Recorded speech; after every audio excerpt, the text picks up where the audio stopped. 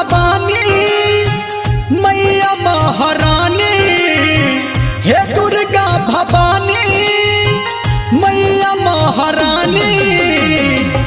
आहा दया से सब आनंद आनंद छे, आहा दया से सब आनंद आनंद छे। हे दुर्गा भवानी मैया महारानी, हे दुर्गा भवानी मैया महारानी।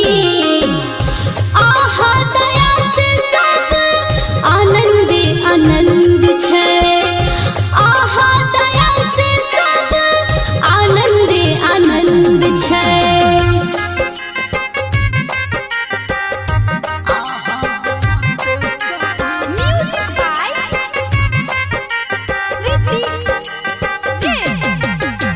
माँ गायत्री रिकॉर्डिंग स्टूडियो।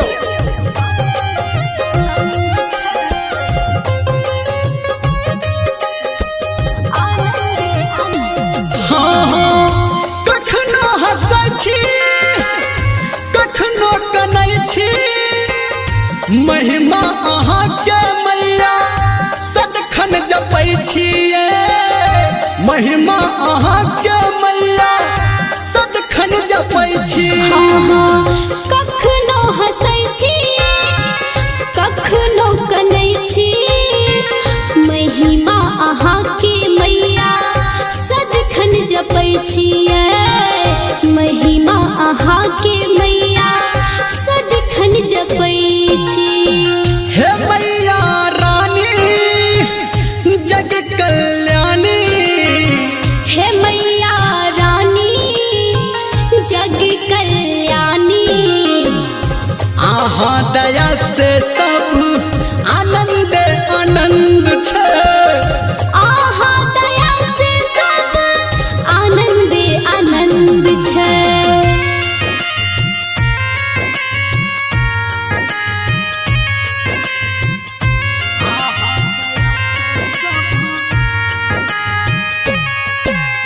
अभी आप सुन रहे हैं धर्मेंद्र निर्मलिया को।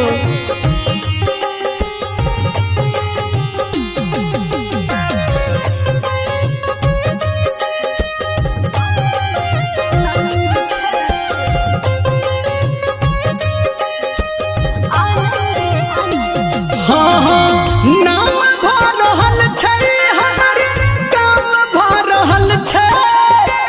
घर परिवार में सब राम कऽ रहल छै माँ, घर परिवार में सब राम कऽ रहल छै। नाम भऽ रहल छै, काम भऽ रहल छै। घर परिवार में सब राम कऽ रहल छै। घर परिवार में सब राम कऽ रहल छै।